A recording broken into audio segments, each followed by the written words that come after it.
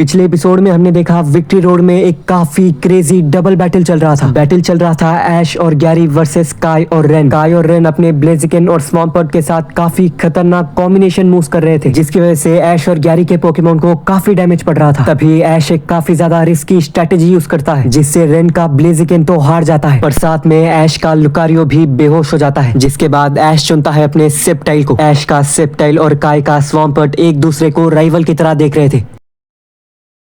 काय के dual challenge को ऐश एक्सेप्ट करता है, क्योंकि दोनों सेप्टाइल और स्वॉम्पर्ट एक दूसरे को ही हराना चाहते हैं। उन दोनों को देखकर ऐसा लग रहा था कि वो दोनों एक काफी फियर्स क्लैश करने वाले हैं, जहां पर गैरी का ब्लास्टॉइस और रेन का लाइनून भी एक दूसरे पर अटैक करने के लिए रेडी होते हैं। ऐश अपने सेप्टाइल को लीफ ब्लेड से शुरुआत करने बोलता है और काय अपने स्वॉम्पर्ट से आइस बीम करने बोलता है। आइस बीम और लीफ ब्लेड दोनों ही काफी ज्यादा स्ट्रॉन्ग हमले हैं और ये दो हमले आपस में टकरा लेते हैं, जिसके बाद होता है काफी बड़ा धमाका होने के कुछ देर तक किसी को भी कुछ दिखाई नहीं देता, लेकिन धीरे धीरे बैटलफील्ड क्लियर होने लगता है। जिसके बाद हम देखते हैं कि सेप्टाइल और स्वॉम्पर्ट दोनों एक दूसरे से काफी अग्रेसिवली मूव्स एक्सचेंज कर रहे हैं। वो दोनों लगातार एक दूसरे पर हमला करते ही जा रहे हैं। दोनों पोकेमोन का पावर एक ही लेवल का था और दोनों ही पोकेमोन एक दूसरे पर लगातार एक से बढ़कर एक हमला कर रहे हैं। ब्लास्टॉइस और लाइनून भी ज्यादा देर शांत नहीं रहते। गैरी अपने ब्लास्टॉइस से आइस पंच करने बोलता है और वही रेन अपने लाइनून से बोलता है हेडबट करने। लाइनून का हेडबट पहले ब्लास्टॉइस को लगता है, लेकिन उसके तुरंत ही बाद उसका आइस पंच लगता है लाइनून को और आइस पंच से लाइनून को काफी ज्यादा डैमेज पड़ता है। तभी काय अपने लाइनून से बोलता है हाइपर बीम करने और गैरी का ब्लास्टॉइस करता है हाइड्रो पंप। लाइनून का हाइपर बीम और ब्लास्टॉइस का हाइड्रो पंप आपस में टकरा लेते हैं। ये दोनों काफी स्ट्रॉन्ग अटैक्स है और इनके टकराने से एक बहुत बड़ा धमाका होता है। इस ब्लास्ट का इफेक्ट पूरे बैटलफील्ड और चारों पोकेमोन पर पड़ता है और सबसे ज्यादा डैमेज पड़ता है ब्लास्टॉइस और लाइनून को, जिसकी वजह से गैरी का ब्लास्टॉइस और रेन का लाइनून दोनों ही बेहोश हो जाते हैं। यानी अब बैटल में है सिर्फ दो पोकेमोन, ऐश का सेप्टाइल और काय का स्वॉम्पर्ट, जो बैटल के शुरुआत से ही था। और काय ने अभी तक सिर्फ और सिर्फ एक पोकेमोन यूज किया है और कोई भी अभी तक स्वॉम्पर्ट को नहीं हरा पाया है। गैरी और रेन अपने पोकेमोन को वापस ले लेते हैं और क्योंकि ये एक 2-on-2 बैटल है, गैरी और रेन के सारे पोकेमोन खत्म हो गए और ये डबल बैटल अब बन चुका है सिंगल बैटल। गैरी बोलता है ऐश सेप्टाइल को स्वॉम्पर्ट पे काफी स्ट्रॉन्ग टाइप एडवांटेज है, उसी एडवांटेज का यूज करो। मुझे पूरा यकीन है सेप्टाइल स्वॉम्पर्ट को हरा देगा, लेकिन पता नहीं काय का आखिरी पोकेमोन क्या होगा। तभी काय बोलता है अपने बेस्ट मूव्स का यूज करो ऐश, क्योंकि मैं भी अब वही करने वाला हूँ। ये बोलकर वो अपने स्वॉम्पर्ट से मडी वाटर करने बोलता है और ऐश अपने सेप्टाइल से बोलता है लीफ स्टॉर्म करने। मडी वाटर का एक काफी बड़ा वेव सेप्टाइल के पास आ रहा है और उसको काउंटर कर रहा है काफी स्ट्रॉन्ग लीफ स्टॉर्म। ये दोनों ही हमले आपस में टकरा लेते हैं। ये दोनों हमलों का इम्पैक्ट एक काफी स्ट्रॉन्ग फोर्स को क्रिएट करता है। फोर्स इतना ज्यादा स्ट्रॉन्ग कि ऐश और काय सही से खड़ा भी नहीं हो पा रहे हैं। इतना ज्यादा फोर्स की उसका आवाज पूरे विक्ट्री रोड में सुनाई दे रहा है और वहाँ के सारे ही ट्रेनर्स इस बैटल को देख रहे थे। आखिर में एक बार फिर से उस इम्पैक्ट की वजह से होता है एक बहुत बड़ा ब्लास्ट और इस बार ब्लास्ट इतना ज्यादा बड़ा होता है कि जमीन भी टूटने लगता है और टूटे हुए टुकड़े स्वॉम्पर्ट और सेप्टाइल को लगते हैं। दोनों ही पोकेमोन को काफी डैमेज पड़ता है, लेकिन अभी भी कोई भी पोकेमोन बेहोश नहीं हुआ है। दोनों में से कोई भी पोकेमोन हार मानने के लिए तैयार ही नहीं है, लेकिन फिर भी दोनों को ही काफी डैमेज पड़ चुका है। तभी काय बोलता है स्वॉम्पर्ट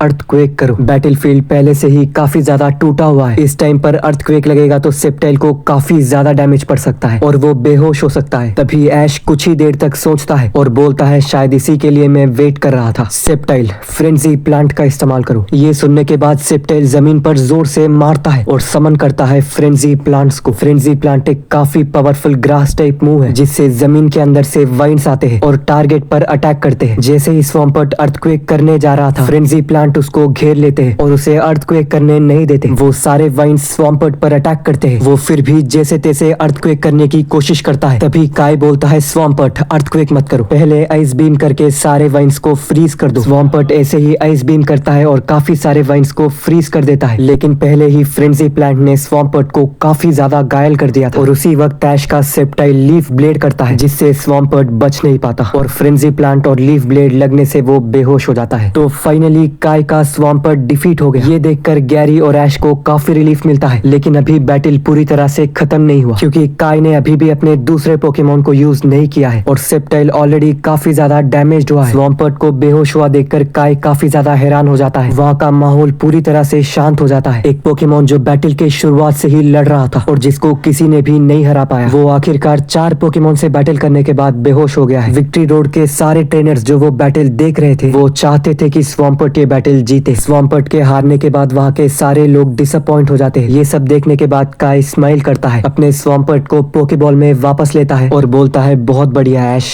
तुमने मेरे स्वाम्पर्ट को डिफीट कर दिया। अब जबकि इस बैटल का हीरो हार चुका है, मैं इस बैटल को फोरफेट करता हूँ।